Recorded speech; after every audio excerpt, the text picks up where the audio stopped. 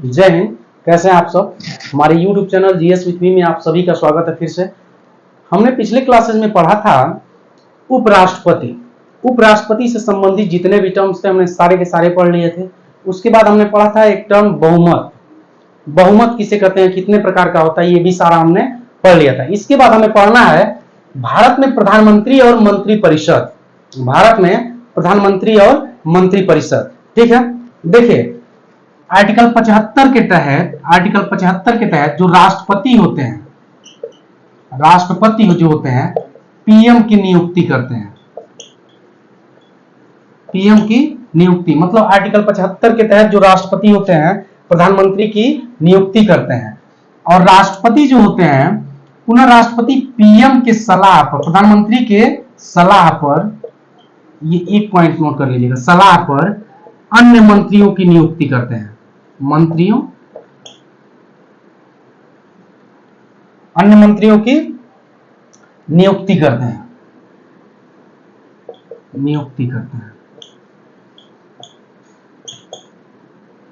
देखिए आर्टिकल 75 के तहत जो राष्ट्रपति होते हैं प्रधानमंत्री की नियुक्ति करते हैं, लेकिन प्रधानमंत्री के सलाह पर जो राष्ट्रपति होते हैं अन्य मंत्रियों की भी क्या करते हैं, नियुक्ति करते हैं। प्रधानमंत्री उनको बताते हैं कि भैया इनको आप मंत्री बनाइए, ठीक है। जैसे मान लीजिए रक्षा मंत्री बनाना है तो कहेंगे कि भैया इनको आप रक्षा मंत्री बनाइए। वित्त मंत्री बनाना है तो कहेंगे इनको वित्त मंत्री बनाइए, ठीक है। तो प्रधानमंत्री बताते हैं कि किसको किसको कौन मंत्री बनाना है, ठीक है। इसके बाद आप ये जानिए जो राष्ट्रपति होते हैं किसको प्रधानमंत्री बनाते हैं।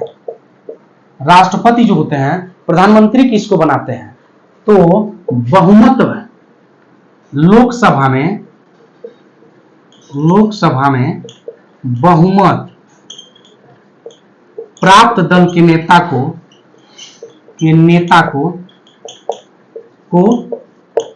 प्रधानमंत्री बना। जो राष्ट्रपति होते हैं लोकसभा में बहुमत प्राप्त दल के नेता को प्रधानमंत्री बनाते हैं, ठीक है। अब देखिए लोकसभा में 543 सीटें होती हैं, इसका मतलब आधा प्लस 1 मतलब 273 सीटें हैं।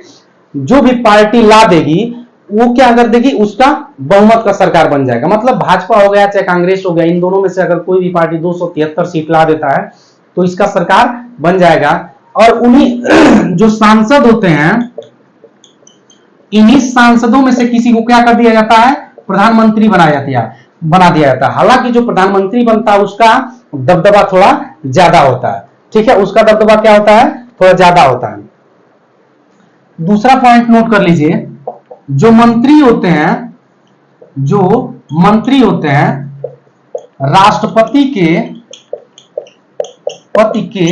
प्रसाद पर्यंत अपना पद धारण करते हैं। जितने भी मंत्री होते हैं सब के सब राष्ट्रपति के प्रसाद के तहत, मतलब एक प्रसाद समझ के प्रसाद पर्यंत अपना क्या करते हैं, पद धारण करते हैं। मतलब राष्ट्रपति जब चाहे,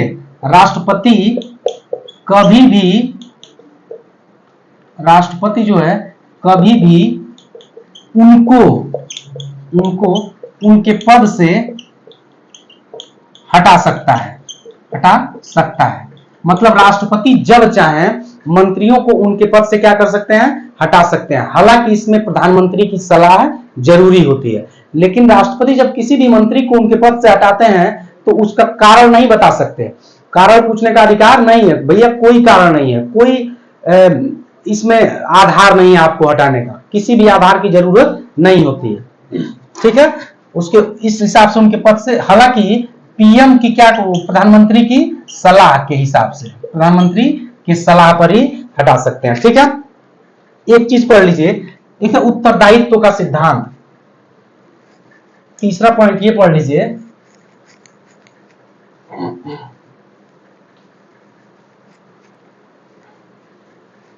उत्तरदायित्व का सिद्धांत।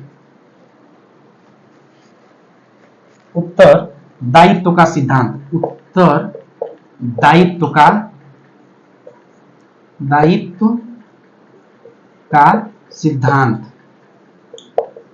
उत्तरदायित्व का सिद्धांत। ये देखिए एक होता है व्यक्तिगत उत्तरदायित्व,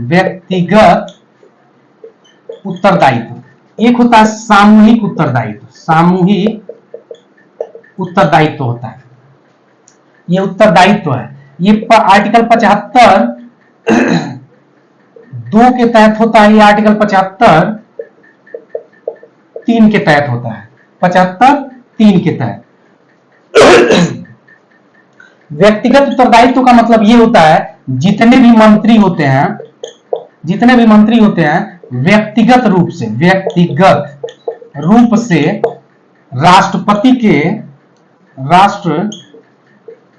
राष्ट्रपति जितने भी मंत्री होते हैं व्यक्तिगत रूप से राष्ट्रपति के प्रति उत्तरदायी होते हैं, उत्तरदायी होते हैं।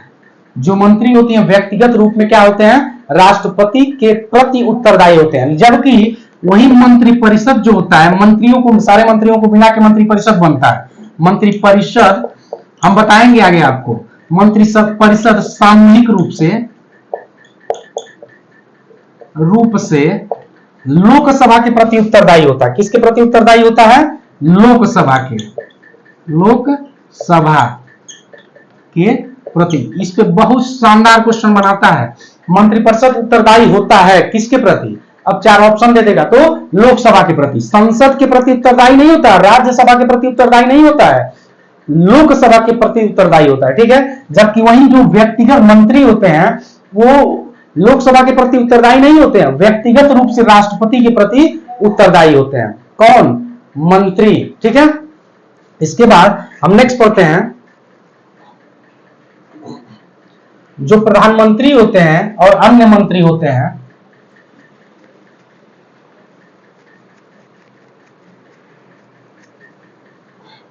चौथा पॉइंट पढ़ लीजिए। जो पीएम होते हैं, पीएम और अन्य मंत्री जो होते हैं लोकसभा के संसद के किसी सदन के सदस्य होने चाहिए। जो प्रधानमंत्री और अन्य मंत्री होते हैं उस संसद के किसी सदन के सदस्य होना चाहिए। इस पे क्वेश्चन ये भी पूछ सकता है कि प्रधानमंत्री और अन्य मंत्री जो होते हैं लोकसभा के सदस्य होने चाहिए। ऐसा नहीं है, संसद के किसी भी सदन के सदस्य हो सकते हैं, लोकसभा के भी हो सकते हैं, राज्यसभा के भी हो सकते हैं। संसद के किसी सदन के सदस्य होने चाहिए। अगर नहीं है, मान लीजिए नहीं है, न होते हुए भी, चाहे प्रधानमंत्री हुए चाहे अन्य मंत्री हुए, नहीं है, न होते हुए भी पीएम या अन्य मंत्री अगर बन जाते हैं, मान लीजिए संसद के किसी सदन के सदस्य नहीं है, प्रधानमंत्री या अन्य मंत्री, और न होते हुए भी क्या हो जाते हैं, मंत्री बन जाते हैं या प्रधानमंत्री बन जाते हैं, तो 6 महीने के अंदर, 6 मंथ के अंदर लोकसभा के किसी सदन का सदस्य होना अनिवार्य है। अगर 6 महीने के अंदर लोकसभा के किसी सदन के सदस्य नहीं होते हैं तो उनका जो मंत्री का पद है या प्रधानमंत्री का पद है स्वतः ही समाप्त हो जाएगा, ठीक है ना। इसके बाद एक टर्म है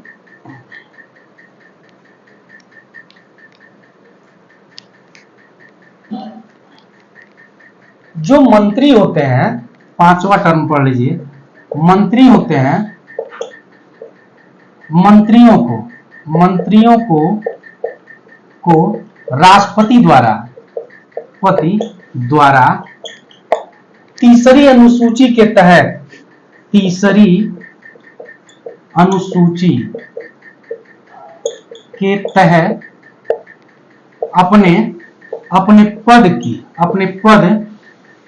अपने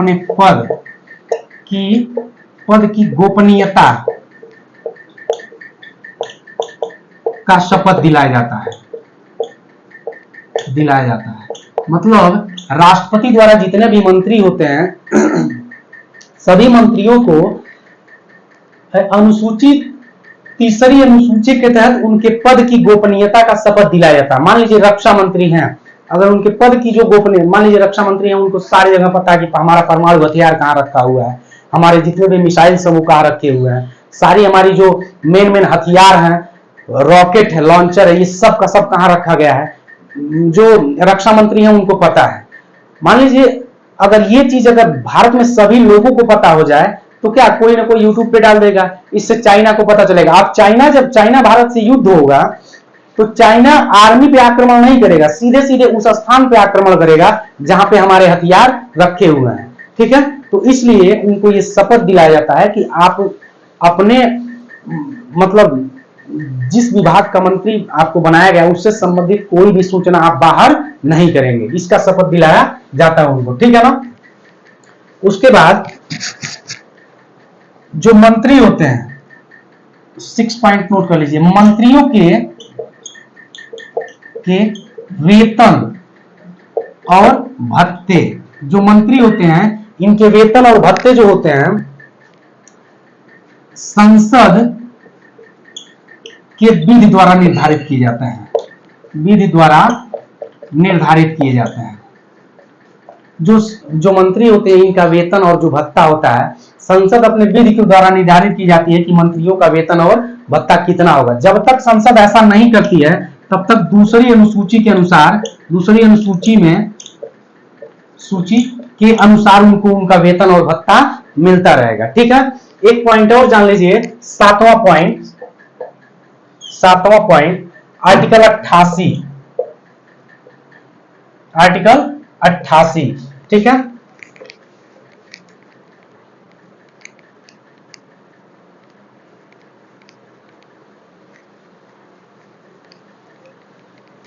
देखिए मंत्रियों को यह विशेषाधिकार प्राप्त होता है, मंत्रियों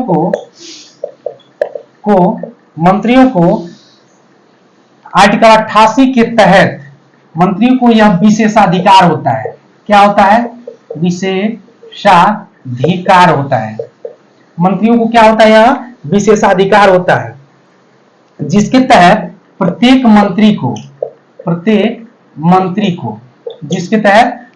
मंत्री को यह अधिकार होता है। क्या होता है? यह अधिकार होता है कि क्या अधिकार है? किसी भी सदन में, सदनों की संयुक्त बैठक में जो मंत्री होता है किसी भी सदन में सदनों की संयुक्त बैठक में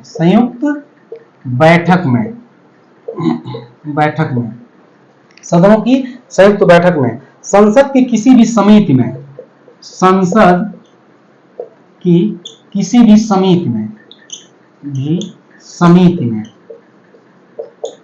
में जिसमें क्या किया गया हो, उसका संसद की किसी भी समिति में जिसमें उस मंत्री का नाम सदस्य के रूप में दिया गया हो, जिसमें उस मंत्री का नाम क्या किया गया हो? सदस्य के रूप में दिया गया हो। संसद के किसी भी सदन में, सदनों की संयुक्त बैठक में संसद की किसी भी समिति में वो क्या कर सकता है? भाग ले सकता है। भाग क्या कर सकता है? ले सकता है, भाग ले सकता है, ठीक है ना। बोल सकता है, उनकी संसद की कार्यवाहियों में क्या कर सकता है? भाग ले सकता है, बोल सकता है, ठीक है। हालांकि वोट जो अपना मत है उसी समिति में देगा